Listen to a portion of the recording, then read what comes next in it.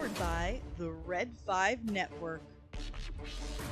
For more, visit red5.bio.link.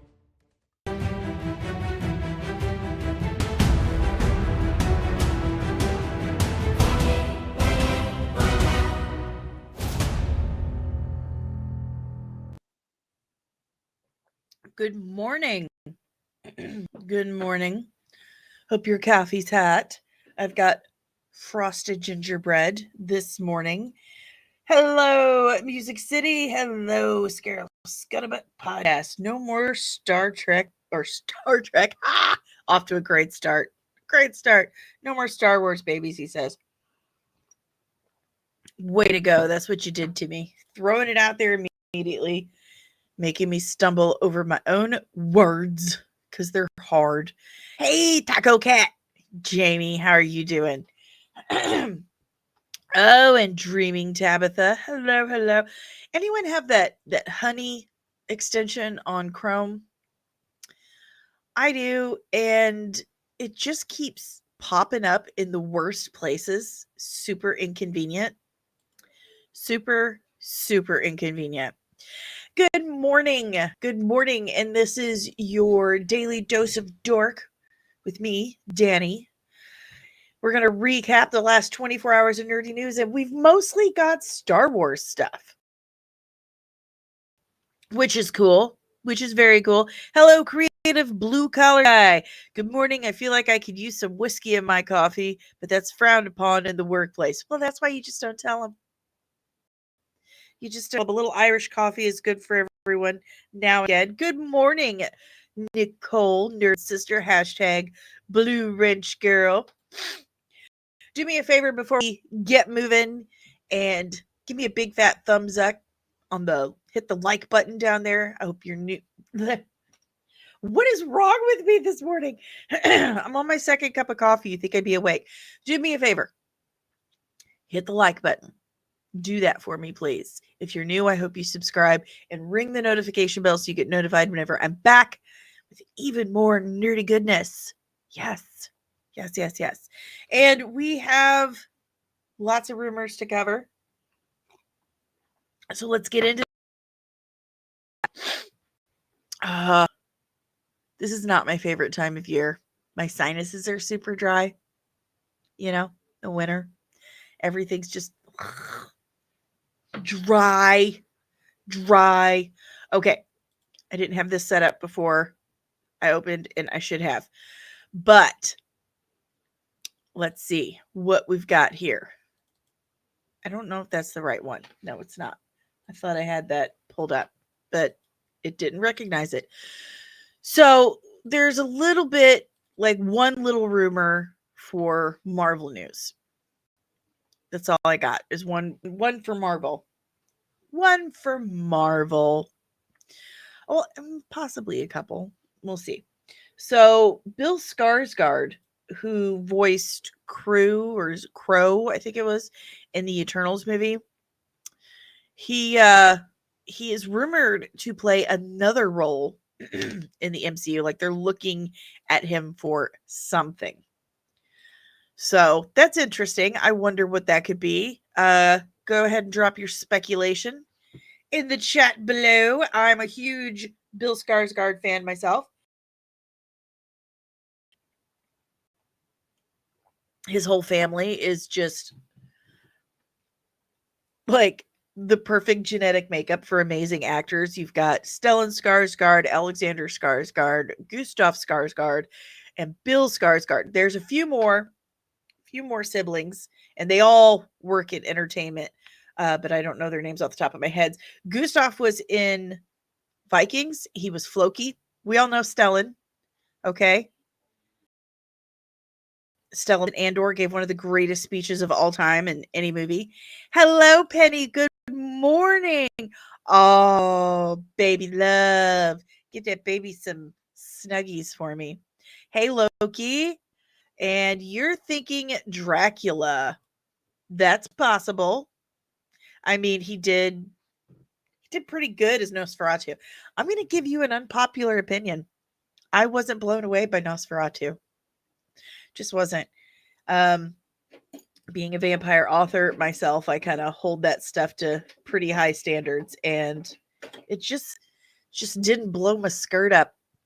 Um, Lily Lily Rose Depp, I just some of it I just didn't get.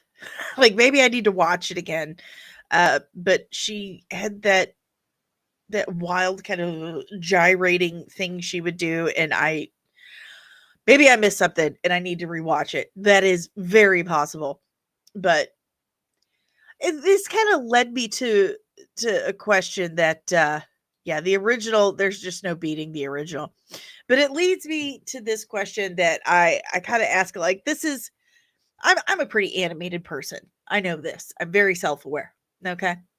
Um but I was never really interested in being an actor because I was too afraid that I would have to do something that my grandparents would see and they would be horrified about. Um, like I couldn't do any nudity or love scenes or really anything like that because I'd be too worried that my grandmother would see it and just be absolutely horrified. And if I'm doing a nude scene, like I can't have any member of my family watch my work. And what's the fun in doing something big like that where you can't show it off to your family? You know, your support system. So here she is, fully nude, doing all this crazy stuff on camera. I'm like, her father can never watch this. Like Johnny Depp can never watch this movie because then you're watching your daughter naked on screen doing stuff. And it's just that would suck. Like you can't show your family your work you're so proud of. Um I say that most actors or a lot of actors, I'm going to be frank, okay? I'll be frank and you can be Shirley. Like really dating myself with that joke. Um but most actors, I've interviewed a few. I've met a few actors, okay? And there's only 2. I think only 2 where I walked away and didn't think, "Wow, that is mental illness." Oh, um, I would go out on a ledge and say that I'd say most actors do have a touch of the histrionic personality disorder because i- you're center of attention so much.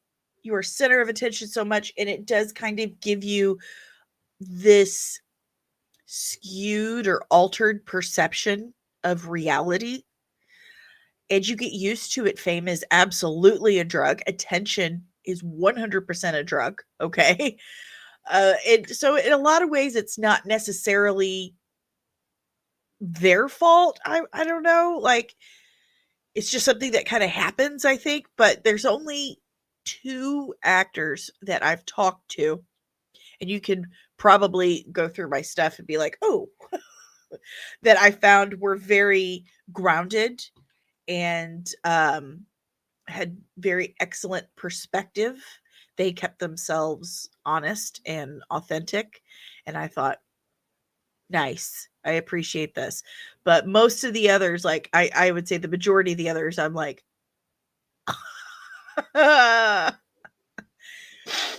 you just are completely out of touch with us peasants, aren't you? Yeah. That's not how things work, man. It's just not. So I know there's a lot of actors who would be like, "No, my parents watch that. It's art. It's just art. It's still you naked, man. It's still you naked." And there's no amount of money you can pay me to say, "Okay, we're going to film you naked, gyrating, and then we're going to show your dad."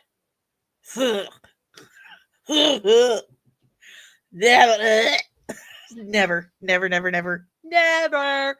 So, yeah, I think about that a lot. Way too much. Like, oh God, being an actor and doing a nude scene, like you can never, never show any member of your family that work you did, or else you have to sit there and like, okay, now cover your eyes. Cover your eyes, plug your ears. You would have to be very strategic, have a lot of strategery for that kind of nonsense. Okay, first tangent. Well on the way. Glad we got that fit in there. But so far I only have one speculation on who Skarsgård could be playing in the MCU, or who they are eyeing him for. Doesn't say it's a big role. There's only no small roles, all these small actors. Whatever, there are small roles. It doesn't say if it's a big or a small role or what have you.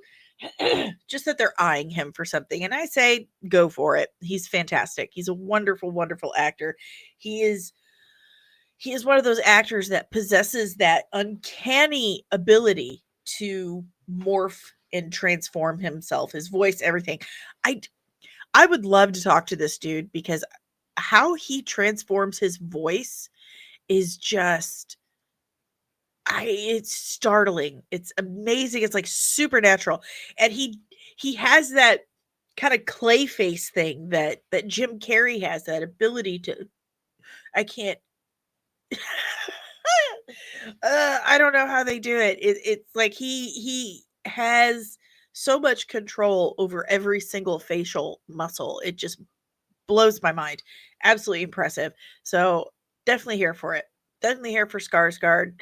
Let me know who you want, who you would like him to portray in the MCU. Let's hear what you think about that. Tabitha said, I wanted to watch Nosferatu, but I read there were non-Tabitha friendly scenes. So many. So many. I like to think I don't really blush easily, but I was like, "Oh Lord, I feel like I should look away. Like I feel like I'm invading something here." It was awkward. Okay, so let me know in the comments below what you think he could be playing in the MCU and what you want him to play in the MCU. And what are you drinking this morning other than Irish coffee, blue collar? Shh. Shh. What's in your mug this morning? And is it in a comics and mug? Is it in a comics and mug?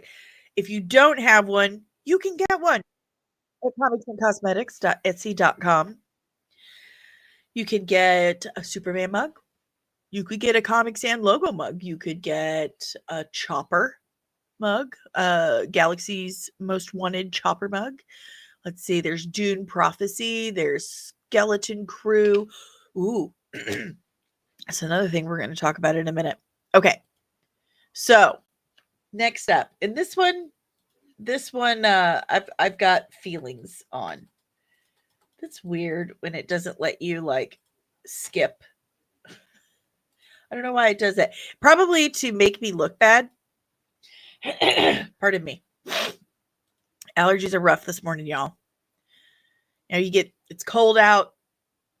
Okay, it's cold, so you have the heater running all the time. It dries your sinuses out. It's just no fun.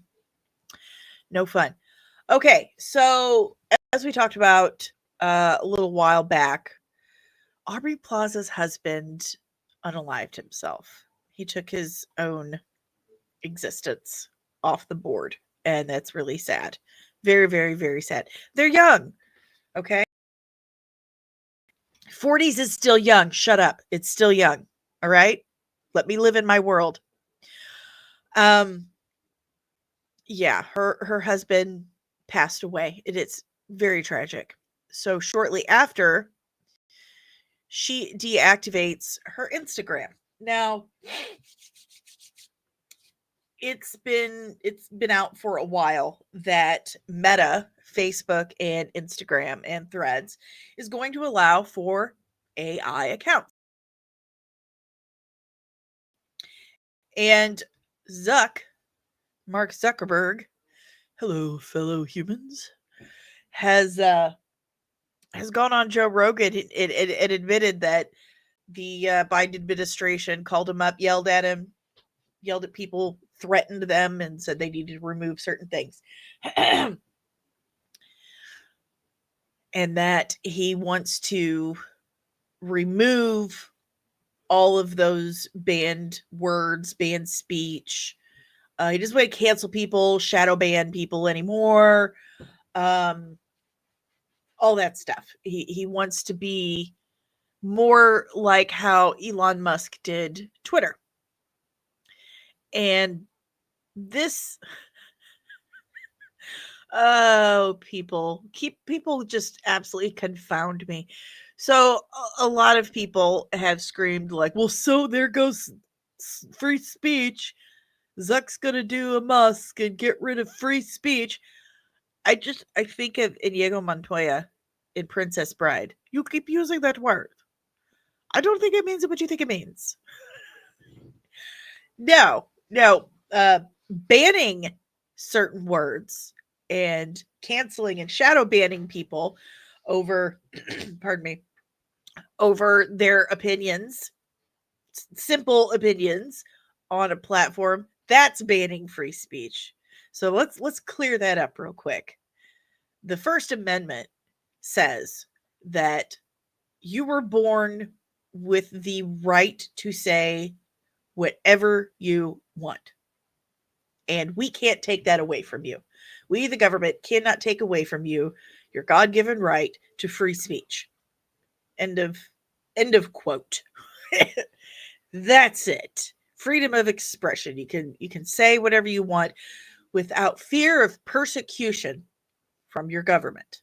That's what that means, okay? A business can do whatever it wants, make whatever arbitrary rules it wants to, because it's a business. They're not the government. They can do whatever they want. Does it make it cool and fun and ethical or whatever? No. But it's their business. They can do whatever the hell they want. The thing about free speech is, chances are, if everyone is free to speak their minds, chances are you're going to hear something at some point that you don't agree with, and you're going to say something that other people don't agree with. That's just how it works. But the moment you start putting any kind of limits or restrictions or rules on that, that's when it no longer becomes free. Okay? That's how that works. So it always just baffles me to the point of holding my sides laughing when I hear someone like Elon Musk or Mark Zuckerberg say, we're going to not ban any speech. No banned words. And then other people say, oh, well, there goes our freedom of speech. No, that's not what that means.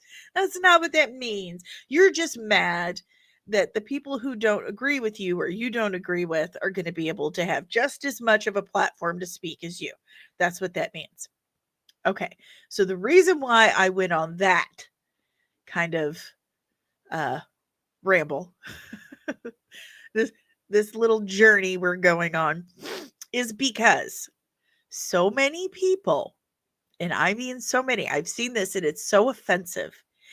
I'm going to channel Cynthia Erivo for a minute. Like, it's the most offensive thing I've ever seen. So funny. Anyway, so many people are saying that, oh, great, Aubrey Plaza's virtue signaling and deactivating her Instagram in protest of Zuckerberg unbanning words and allowing AI accounts. Bro, her husband just passed away. She just lost her husband, her life partner, the person she's supposed to spend the rest of her life with. He's gone. And how people are responding to that are saying things like, oh, yay, she's single now. Are you kidding me? I deactivate my Instagram too. This has nothing to do with her feelings towards Mark Zuckerberg. Okay? The woman is grieving. Let her effing grieve. What is wrong with you? Why would somebody say that? Oh, she's virtue signaling. She deactivated her account.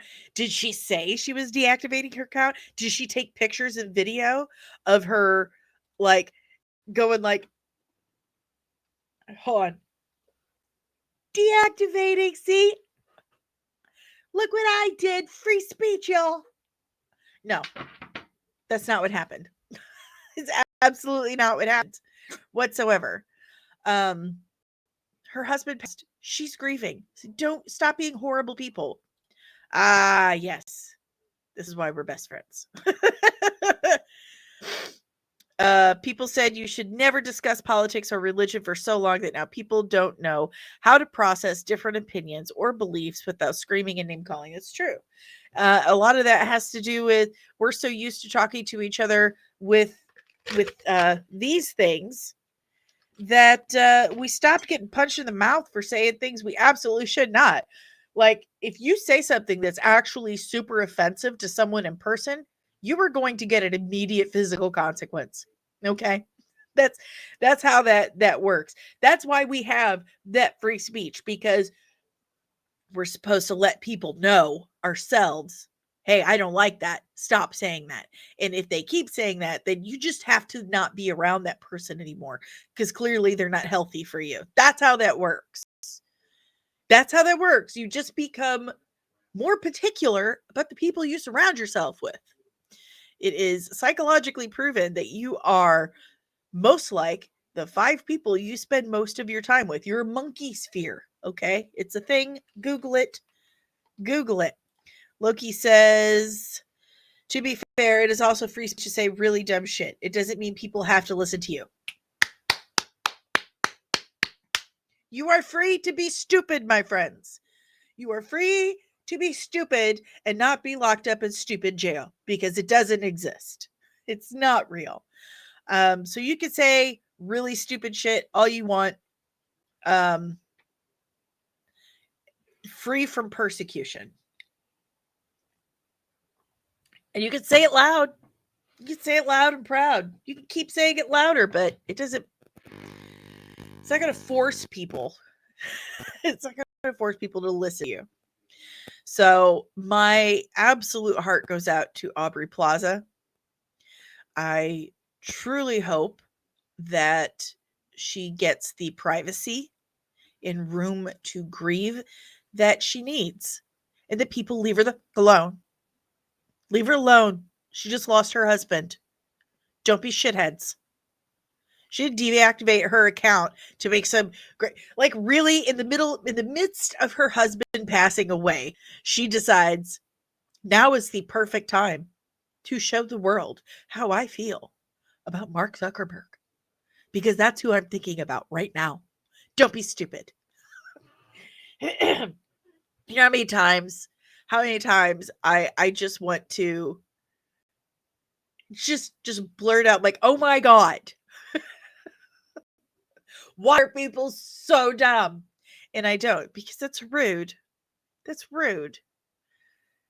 And I just keep thinking of Dr. Evil. Like, when I was insolent. Yes, when I was insolent, I got my butt beat. I got grounded. I got in trouble. I got disciplined. Let me tell you something. Mama, I still live in fear of that woman. She's almost 90 years old. So, again, which, by the way, Mama watched the Coronemic interview. She loved it. She especially loved that he totally just guessed that she's in the Villages in Florida. And, but she said, I'm so sorry, honey. I just don't recognize him from anywhere. It's okay. It's okay, Grandma. Hey, Keto! There you are.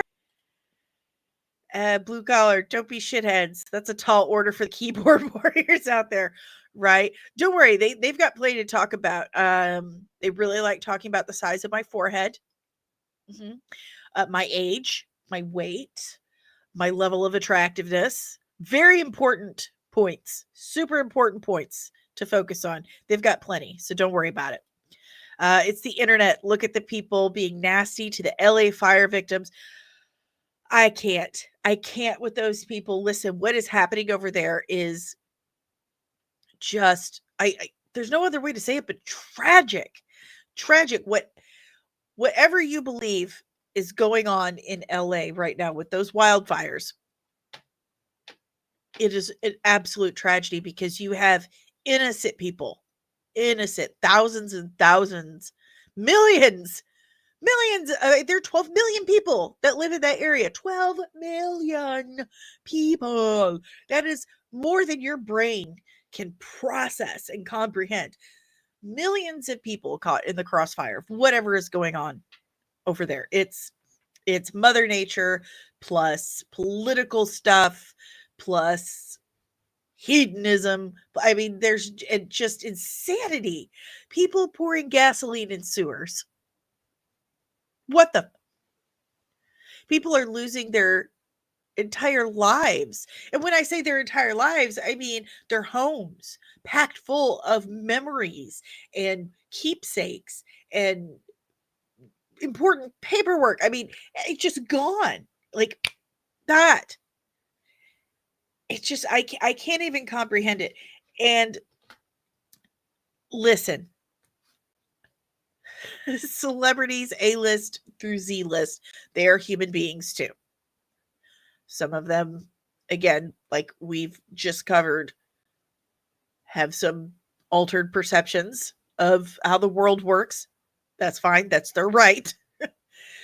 But they're still human beings and they don't deserve this level of tragedy either. Well, I don't know. I'm not saying anything. Anyway, but that's all we keep focusing on are these few dozen of celebrities that have lost their homes. And it is tragic. It's terrible that someone has lost one of their homes. It is tragic. But I would say it's even more tragic that these people, these normal, average, everyday, middle class, and impoverished people are losing absolutely everything. And so many of them lost their fire insurance over the last couple of years. And I mean, Nick knows how the fire insurance works over there. Listen, I am here to tell you, if you haven't figured it out already, all insurance is just a legal Ponzi scheme. They don't want to pay you. They don't want to pay you. They're like, just give us money. Just give us money. And one day, if something happens, we might give you money to fix it. But they're going to find every reason in the book not to do it. Okay. The fire insurance is no different. It's probably worse. Worse. But we have this kind of misconception, every one of us that lives outside of LA, because that's center for Hollywood and entertainment industry and glamour, all that jazz. We have this kind of skewed perception of the people that live there, and it's not all A-list celebrities with millions and millions of dollars and producers and directors and blah blah blah. It's not. There are people that live and work there that are just like you and me, and they just lost everything, and no one is focusing on them. No one's focusing. We're focusing on Mark Hamill and James Woods, and yeah, I get it. But those are just the people everybody knows. Okay?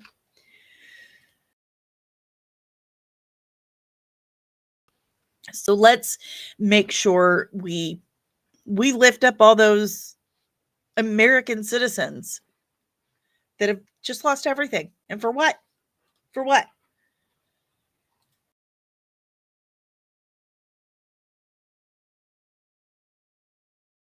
I just spilled coffee. I have a drinking problem. It went right down there. Yep. Yeah, every time I dribble, which does happen more often than it should, I think of airplane, my drinking problem. Yeah, the wildfire situation is just one of the saddest things. North Carolina flooding. I mean, how could you not feel like someone's out to get us right now? How could you not feel that way? I spilled the coffee, but close enough. Close enough. But yeah, it's hard to feel like someone's not out to get you when all these incredible natural disasters are going on and they're just left to go completely out of control. And insurance companies aren't paying out, or they're canceling policies and refusing to be decent human beings. Like, Eddie Griffin's got some interesting uh thoughts on what's going on, and it sounds exactly like what Tabitha was saying the other day when I got shut down on TikTok. Aliens. Aliens. Don't have my hair all crazy, but aliens. All right. Let's get into some Star Wars. Pardon me. Boy, allergies are rough today. Anyone else have like the worst allergies ever? I feel like the only person in the world that this happens to like constantly. And I take my allergy pills, I take my medicine, and it's still just dumb. It sucks so bad. Wait, no, that's not the one I wanted. How come it's not showing me? Okay, here we go. Because I was on the wrong tab. All right. So Bespin Bulletin has come out with some stuff that we might be interested in. First and foremost, Ewan McGregor, Hayden Christensen, Ariana Greenblatt rumored to star in Star Wars Ahsoka Season 2. Oh, yeah? So, according to a new report, Hayden Christensen, Ariana Greenblatt, Ewan McGregor will take part in the Clone Wars flashbacks in Ahsoka Season 2.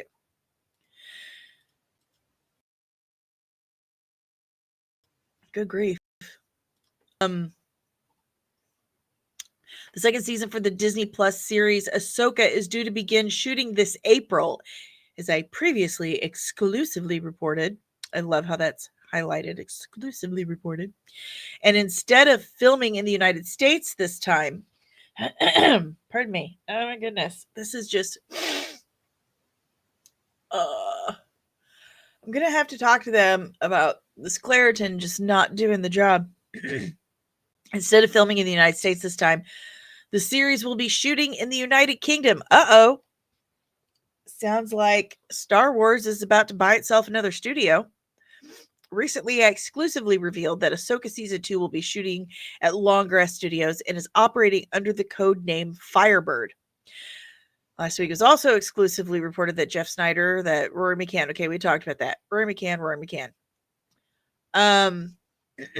So does this mean we are going to see Ewan in the Clone Wars armor? The Obi-Wan Clone Wars armor? That would be dope.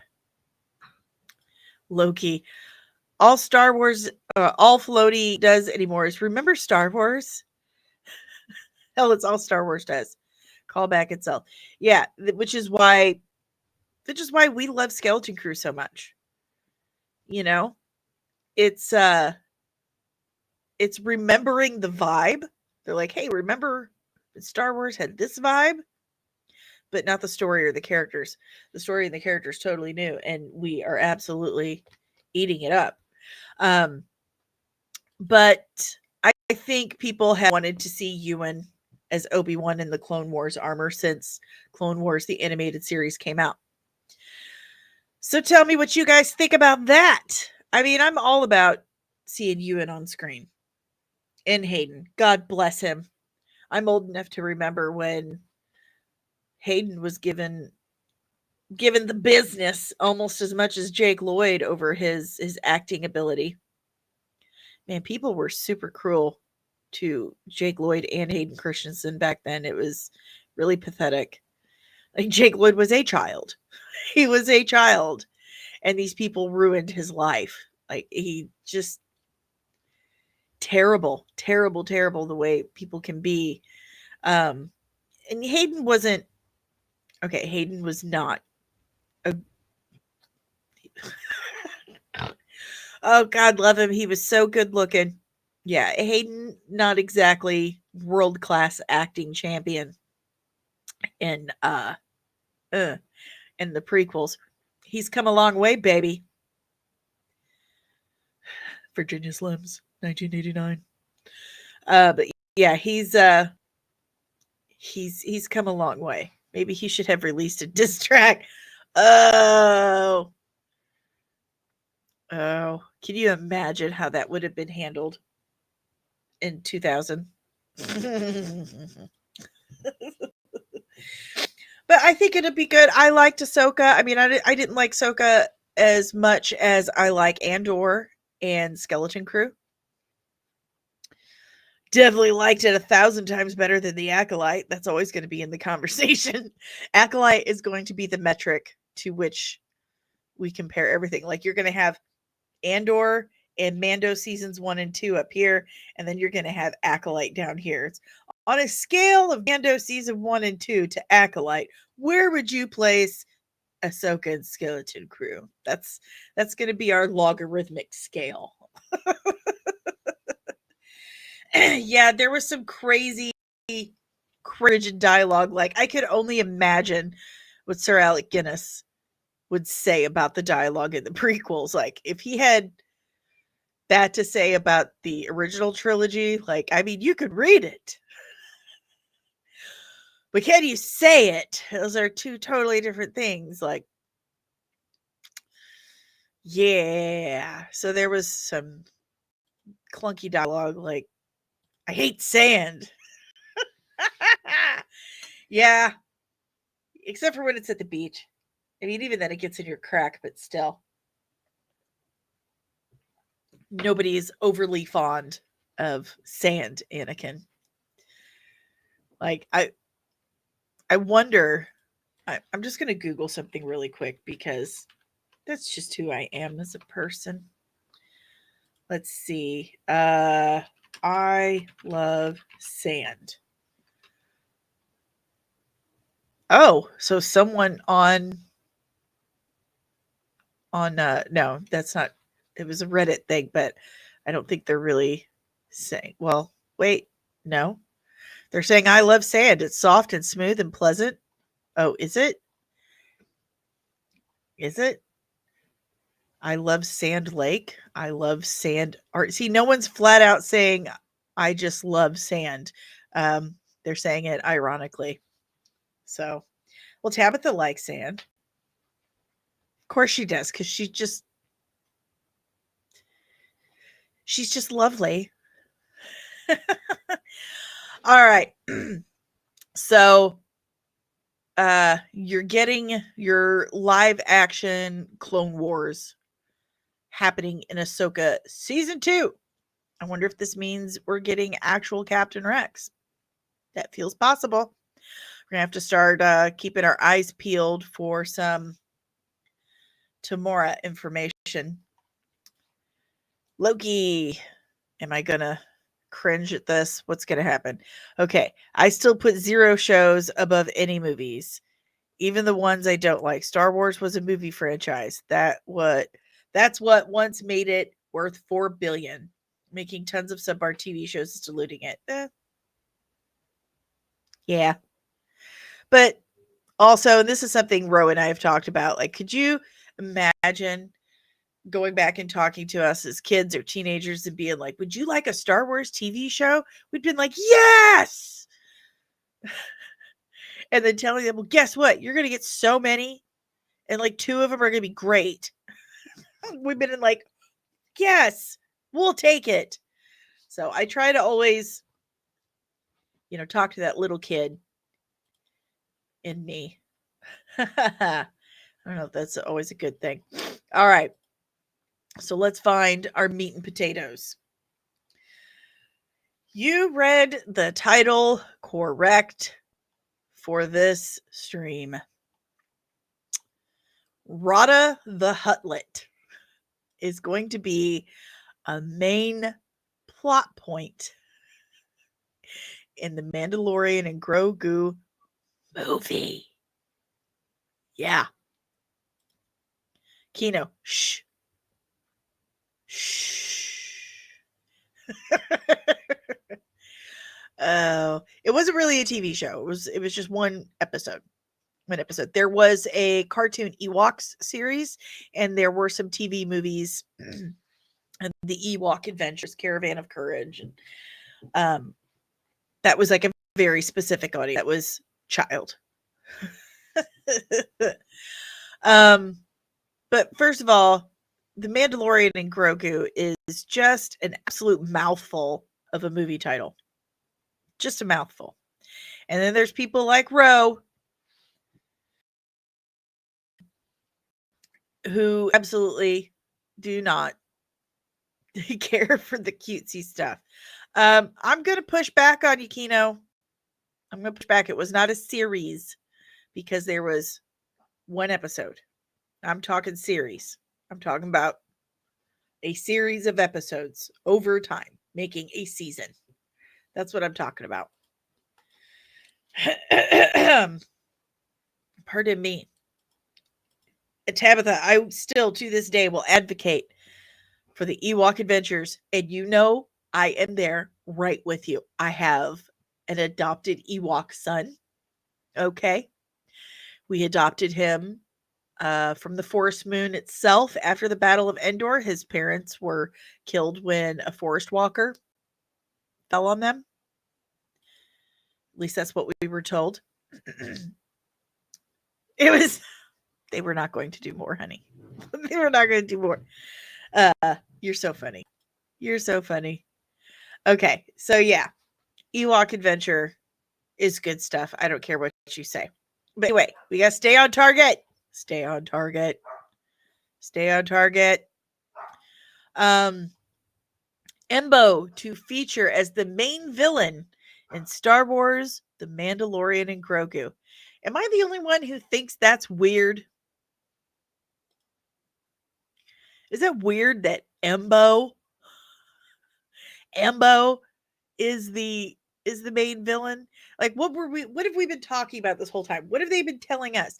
That they want these projects, these vehicles to appeal to the general audience as well. Because as we have discussed, the general audience is where the money is. They outnumber us by so much. So you kind of need their money. You need their money. You need the general audience to make money. And remember when Ahsoka season 1 came out, Filoni's like, you won't have to do any homework for this. You won't have to watch Rebels or Clone Wars to get Ahsoka. And guess what happened? You needed to watch at least Rebels to get what happened, because we had live action Hera and Chopper, a little war criminal, love him so much. But we had Hera and Chopper and Jason and Sabine and Ezra, and the general audience is like, who the f- are these people? Why should I give two steaming over over these people? It is because you had to watch Rebels. You had to watch Rebels to understand who those people were and why you should care and why all this stuff was important. Exactly, Loki. Nobody remembers who the Embo is. Nobody remembers. I had to Google it because I didn't remember. That's sad. Now, first of all, to be fair,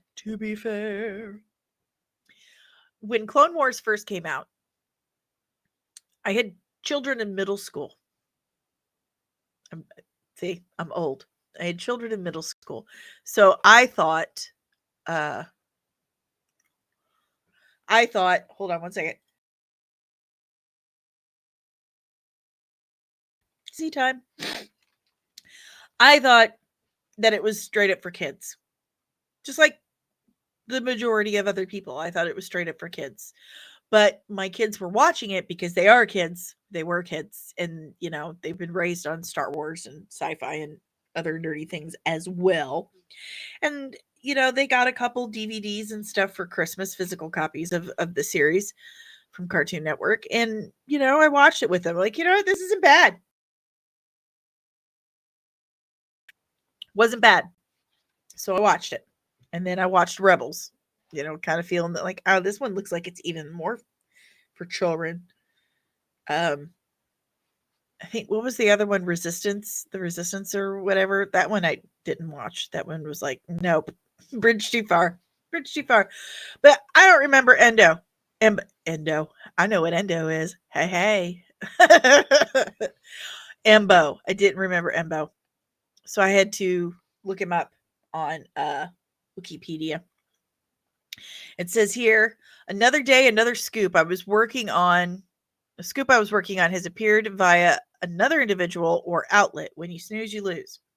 Christian Harloff has exclusively broke today via his YouTube show that Embo, the bounty hunter that was previously featured in the Star Wars animated series Clone Wars, is due to appear in the next live-action Star Wars theatrical release, The Mandalorian Grogu, and is being voiced by Dave Filoni. What? Look, I'm all about in Filoni we trust. I really do feel like, for the most part, that guy has the fans' interest at heart. I do. But sometimes he does silly things, like telling us there's no homework for Ahsoka, but it was full homework. But did he just do this to give himself a role? Am I the only one who's kind of feeling that? That maybe that's just me, but being voiced by Dave Filoni, who voiced him, Embo's animated counterpart. So that's why I'm asking, like, is that why we're doing this? Is so Dave Filoni can have a big role in the film? I don't know. I could be wrong. After a couple busy days, I was writing up an exclusive report that was due to release tomorrow that Embo would feature in The Mandalorian Grogu as a villain. I was first told of Embo's involvement in the feature film and the festive period, along with a handful of other details about the film, some of which Kristen Karloff shared today via his YouTube show. Harloff revealed that Rhoda the Hutt, played by Jeremy Allen White, super weird, revealed that Rhoda the Hutt plays a prominent role in the movie, something I mentioned previously, but that he thinks the movie is playing a similar storyline out as the Clone Wars, where Rhoda was kidnapped as a baby and had to be rescued. Harloff believes that Din Djarin and Grogu are hired to rescue Rhoda, and on the flip side, Embo, the main villain of the story, has been hired to kill Rhoda the Hutt. The details that Harloff has revealed are ones I too was told, so I can back up his reporting. Not that he needs it. I'll add that I believe that Embo is hired by some Hutts, possibly the two featured in Book of Boba Fett. Oh God, can we not further that series? That's painful memories for many of us. I had heard conflicting things on who hired Din. I was told once that it was the Hutts that hired Din, and another time I was told it was the Republic. It's probably the Republic, because that's what he do now. I don't know which one is correct, if either, but Zeb does apparently assist Din in his quest at some point, which could point to Din Djarin being hired by the Republic. But that's merely speculation on my part. But it's definitely makes sense. Seems a logical speculation, the safe bet. As I mentioned in my previous article, and this is something readers will be well aware of, I only cover outlets or individuals that I consider reputable and have proven track records, outlets or individuals such as Making Star Wars and Jeff Snyder, for example. Christian Karloff, somebody I respect and enjoy as a personality and media pundit, hasn't been someone I've covered in the past, but his Embo exclusive lines up with what I heard, something I had multiple sources on and was planning to run. How do we feel about this? I know how I feel about this. Rada the Hutt, y'all. Rada the Hutt and Embo the Bounty Hunter is the main plot point for the Mandalorian and Grogu series. So this will have nothing to do with any setup from Mando Season 3 or Ahsoka or feature Luke, Han, and Leia. No to any of the big three, from what I've heard so far. With Zeb being in it, I'm going to say yes, it does. It does have something to do with the setup from Mando Season 3. And the fact that Din Djarin isn't he basically the marshal now there? I'm going to say it has a little bit to do with it. So, say first Disney IP. He did, yes. Yes, Filoni voiced Embo in the cartoon.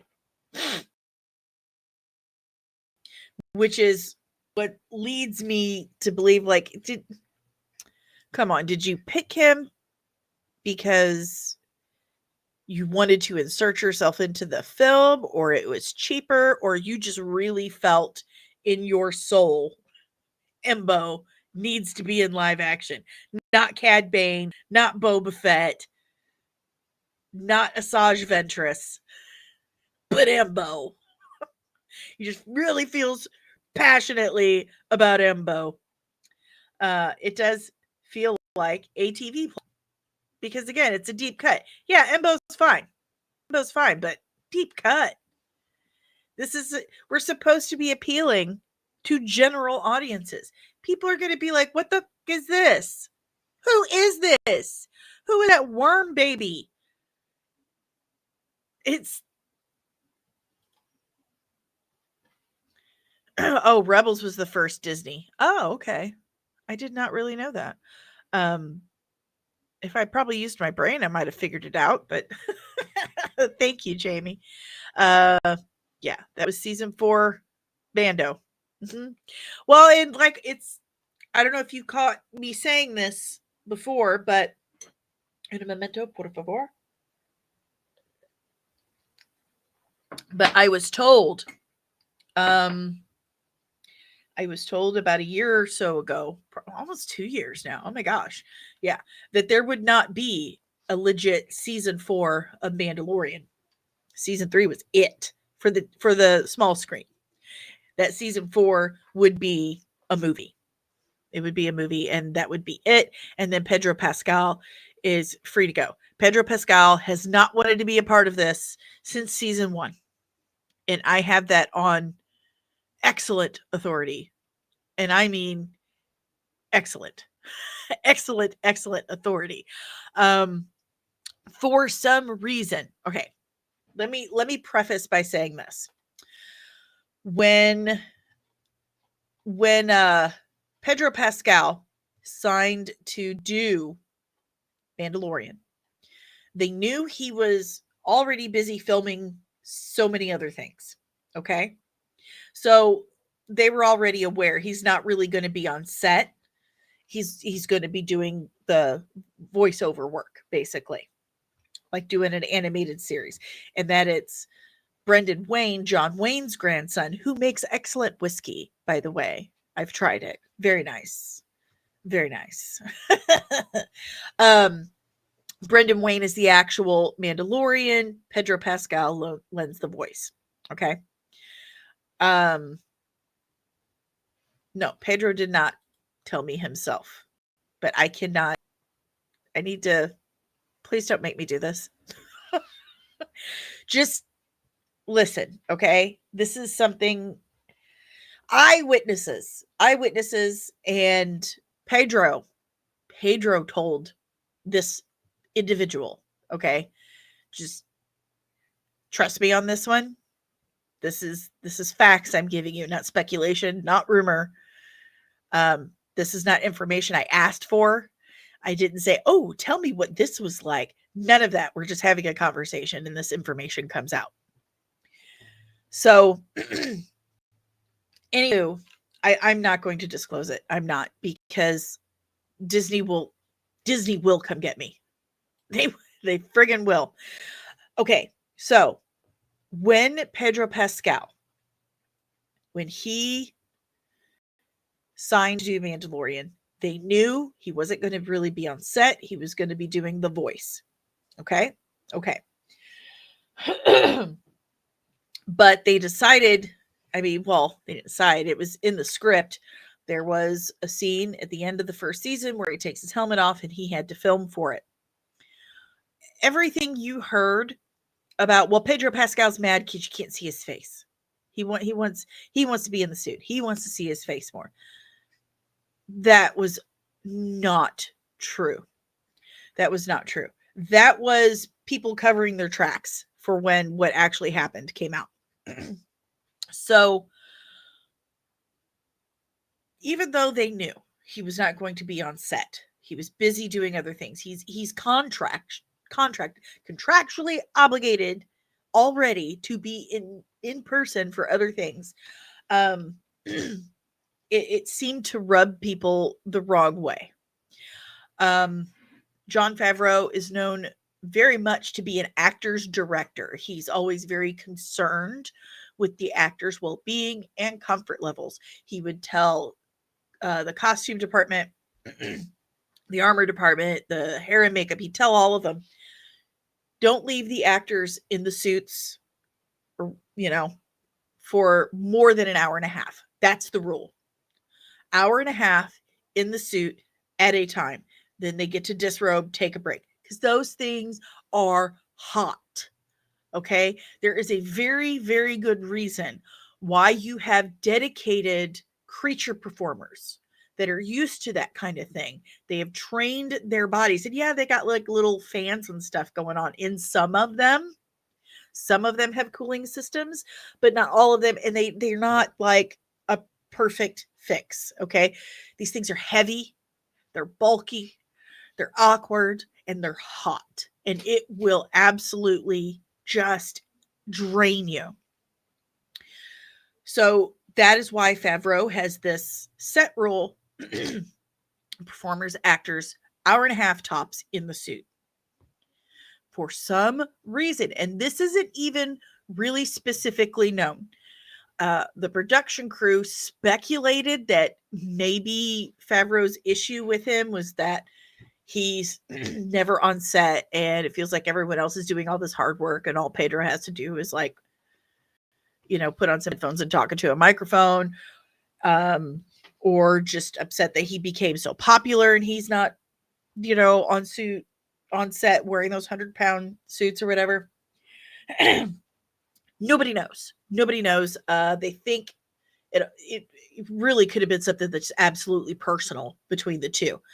But Favreau just had a bug up his ass about Pascal. And so he would tell costumes, special effects, all these people, leave him in there longer. Make it heavier. Make it more awkward. And they thought that was really weird. Very uncharacteristic of Favreau.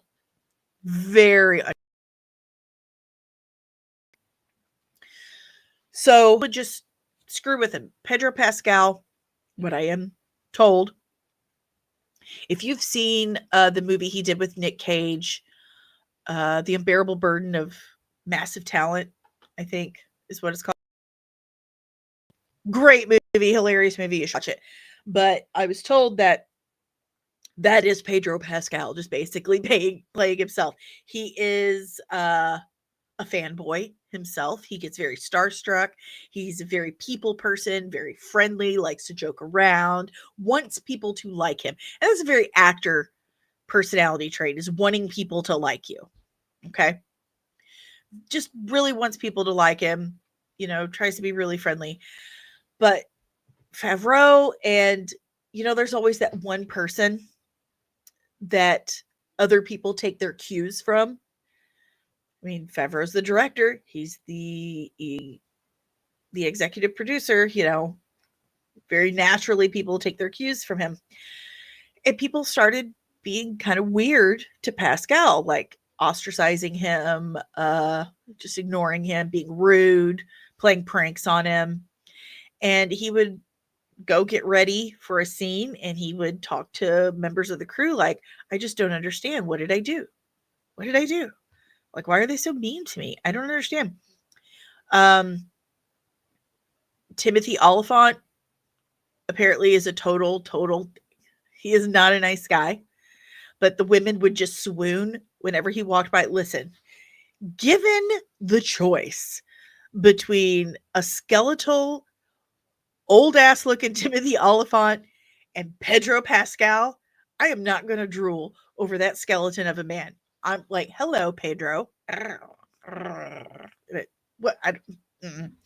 But Oliphant had a really big head about it. He just walk around like cock of the walk, and he rude to Pedro Pascal, like super mean to him, call him names and stuff, and scoff at him and laugh at him. Just insolent behavior. Well, apparently, at the very end of season 1, Din Djarin's had his ass kicked. He's covered in blood. Gross. Takes his helmet off and he sees a bloody mess. Well, he goes into hair and makeup, gets done up and goes to his trailer. He likes to really get into reading his script. He wants to memorize everything so it just rolls off the tongue. He doesn't like, needing someone to remind him of his line, which is a really good, yes, that's what actors should do. You'd be surprised how many actors don't memorize their lines. Anyway, someone put on purpose a really big, heavy, jagged wooden prop in front of his trailer, right in front of his trailer. And here's Pascal reading his script, nose to the grindstone, goes to walk into his trailer, and then whack, he hits that wooden jagged, like, bam, right in the face. Broke his nose. So he goes into hair and makeup like this, and they were like, oh, hey, Pedro, what's up? And he just goes like this, and just blood everywhere. And at first they were like, oh, yeah, wait, no, that's actually flowing.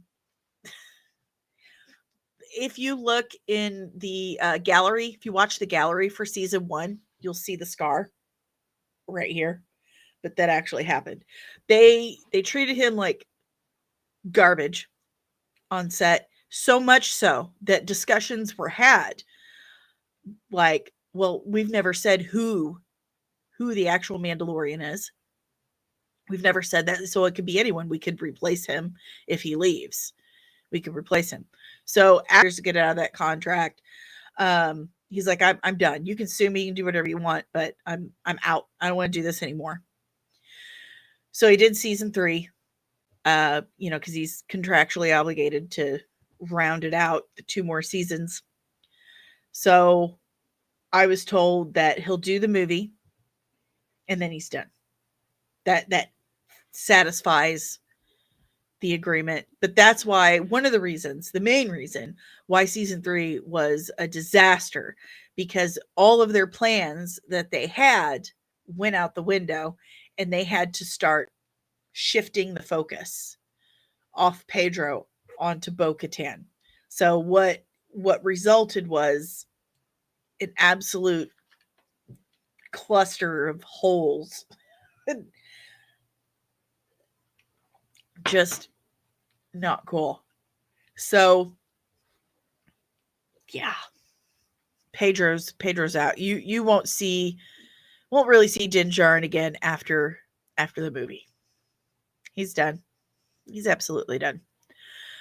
But yeah, our main plot points for his last ride is Mando, is Embo and Rada the Hutt. It sounds like we're being trolled, doesn't it? Like, let's see how stupid we can can make this sound. I mean, he may pull it off. You don't know. I thought Skeleton Crew was going to be stupid, but here I am loving it. Which, speaking of Skeleton Crew, finale tonight. Yep. The last Skeleton Crew episode. Will we get more? I don't know.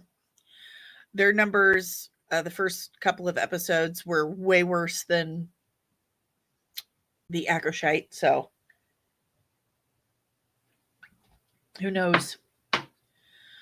I'm surprised you guys didn't have more to say about my poor Pedro Pascal. I just feel so bad for him. He's too pretty to be mistreated. But anyway, that's all I got for you guys. Thanks for hanging out and having coffee with me. I really enjoy doing this with you in the morning. I do. It's a nice way to start my day. If you do me a favor, if you do too, do me a favor. Hit that thumbs up by hitting that like button. If you're new, I hope you subscribe. Yes, I think he's pretty. I'm allowed to have opinions. It's my First Amendment right. But do me a favor, give me a big fat thumbs up. Subscribe if you're new, and ring the notification bell if you get so you get notified whenever I'm back with even more nerdy stuff. I'm going to be on the Celeb Duel show, the Wednesday crew tomorrow, which will air here as well.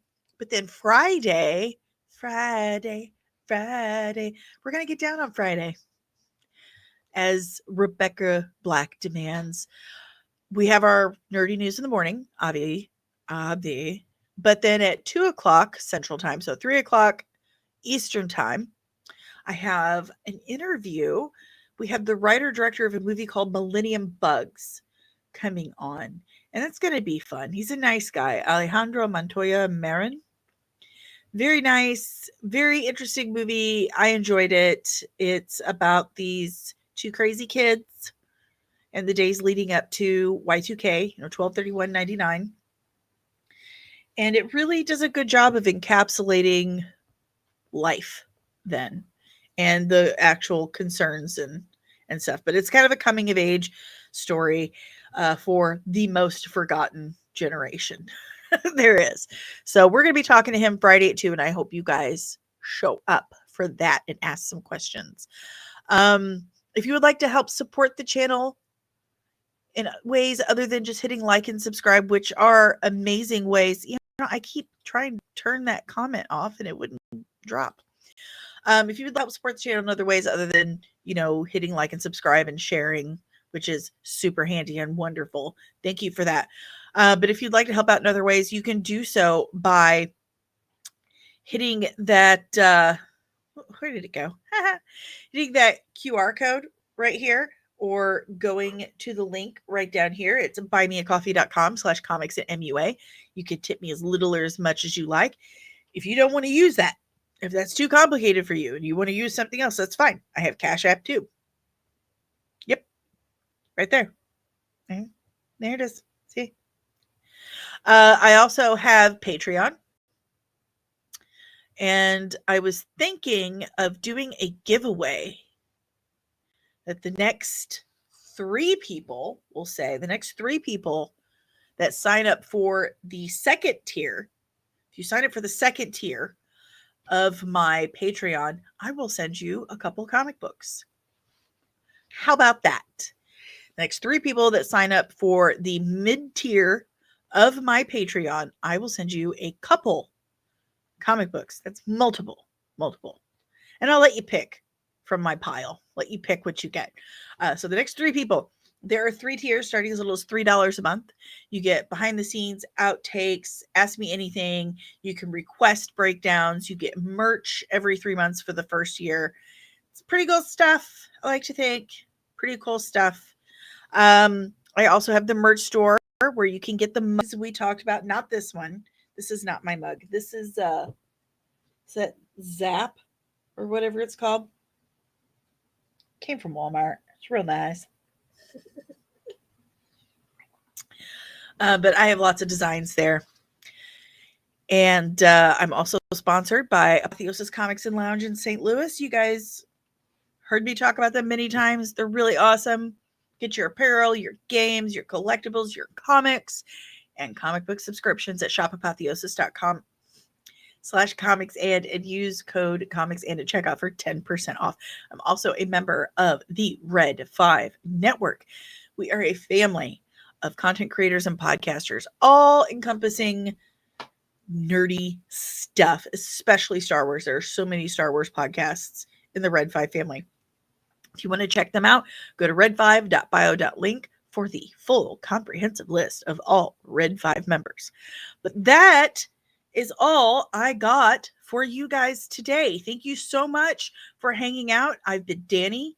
You've been, we'll say wizard, since it was a very Star Wars day. You've been so wizard. And I'll see you tomorrow morning. But until then, keep your head on a swivel because Disney and Kathleen Kennedy are gonna get you!